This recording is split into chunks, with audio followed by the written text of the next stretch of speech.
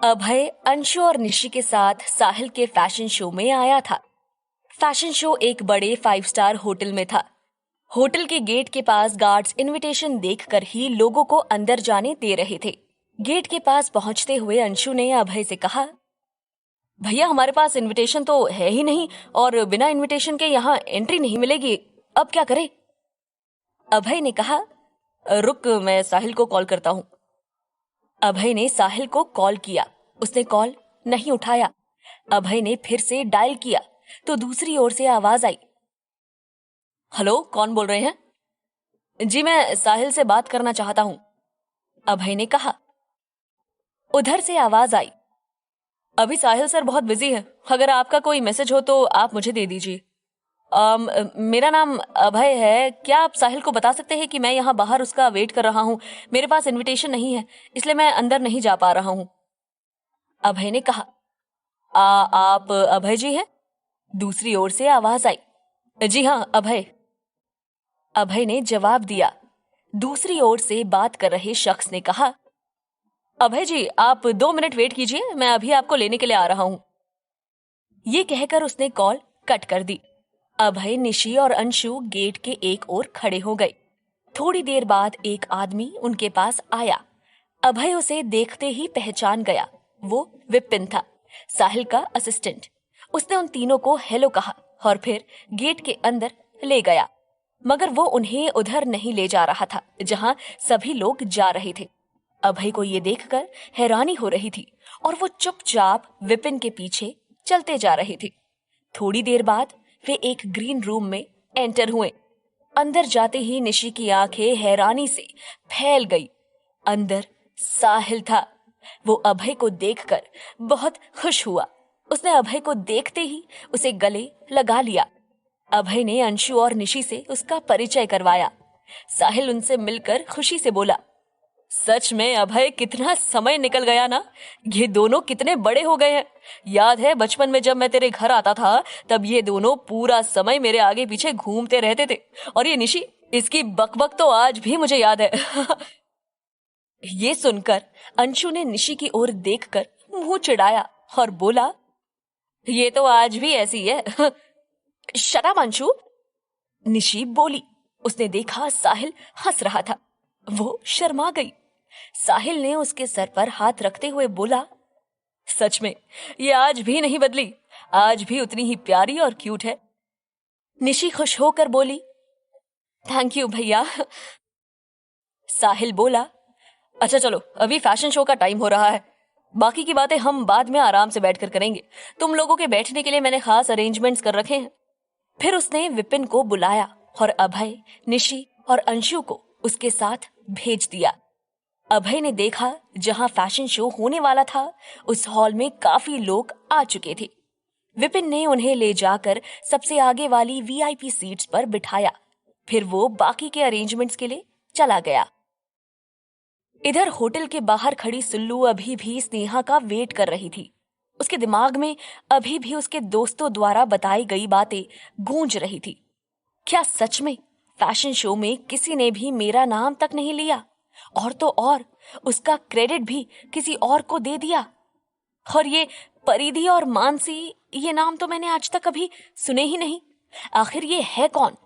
तभी किसी ने उसे आवाज दी, सुल्लू। ये सुनकर वो ख्यालों से बाहर आई। उसने देखा स्नेहा वहां आ गई थी। उसने सुल्लू को देखा और उसके करीब आ गई।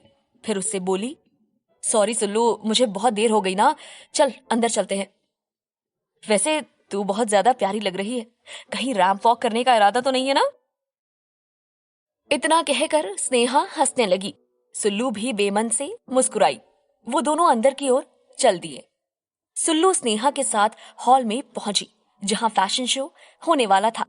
अंदर काफी सारे लोग थे, इसलिए काफी सारी सीट्स भर चुकी थी। सुल्लू और स्नेहा खाली सीट्स तलाशने लगी। स्नेहा ने बताया कि कोई और भी आने वाला है, इसलिए उन्हें एक साथ 4 सीट्स तलाशनी थी। हॉल के पीछे की तरफ उन्हें खाली सीट्स नजर आई। वे वहां बढ़ गई।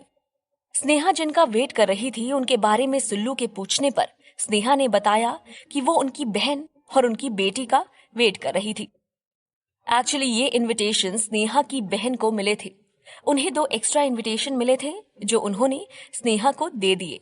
स्नेहा की बहन का भी एक बड़ा फैशन आउटलेट था। सुल्लू ने कई बार स्नेहा से उसकी बहन के बारे में सुना था, पर वो आज तक उससे मिली नहीं थी।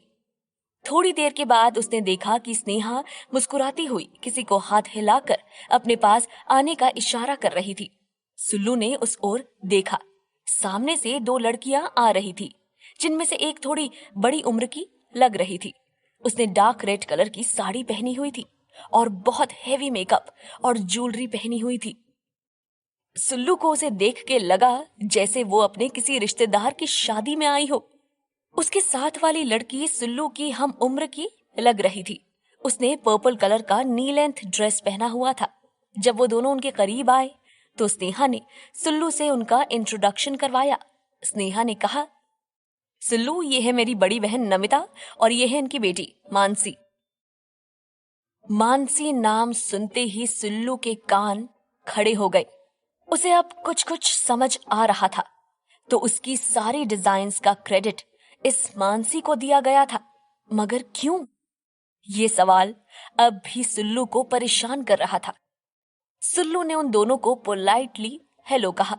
तभी प्रोग्राम स्टार्ट होने का अनाउंसमेंट हुआ और उन सभी का ध्यान फैशन शो की तरफ चला गया। सुल्लू ने आज से पहले इतना बड़ा फैशन शो नहीं देखा था। फैशन शो शुरू हुआ। मुंबई के काफी सारे मॉडल्स ने इसमें पार्टिसिपेट किया था। सुल्लू तो जैसे पलके झपकाना ही भूल गई थी। उसकी नजरें मॉडल्स की ड्रेसेस पर ही टिकी थी। वो समझ पा रही थी कि साहिल को क्यों फैशन आइकन कहा जाता है। फैशन शो का थीम लव था। सारे मॉडल्स भी कपल्स में रैंप वॉक कर रहे थे। उनकी ड्रेसेस कपल्स की तरह ही डिजाइन की गई थी। हॉल में जितने भी लोग थे सभी मंत्रमुग्ध होकर शो को एंजॉय कर रहे थे। जब शो खत्म हुआ तो साहिल शो की मॉडल्स के साथ स्टेज पर आया। आप सभी को इतना सारा प्यार देने के लिए बहुत बहुत धन्यवाद। इंदौर मेरा अपना शहर है। आज मैं अपने इस शहर को अपनी ओर से एक तोहफा देना चाहता हूँ। इतना सुनकर पूरा हॉल तालियों से गूंज उठा।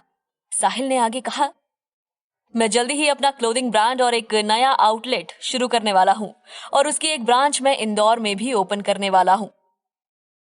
उसका इतना कहना था कि पूरा हॉल एक बार फिर से तालियों से गूंज उठा। इसके बाद उसने अपनी पूरी टीम को इस शो के लिए थैंक यू बोला। ये सुनकर सुल्लू को फिर उसके दोस्तों द्वारा कही गई बात याद आ गई।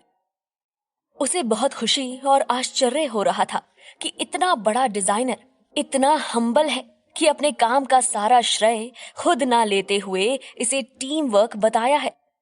वहीं दूसरी ओर स्नेहा थी, जिसने ना सिर्फ सुल्लू का नाम तक नहीं लिया था बल्कि उसके काम का क्रेडिट किसी और को दे दिया था।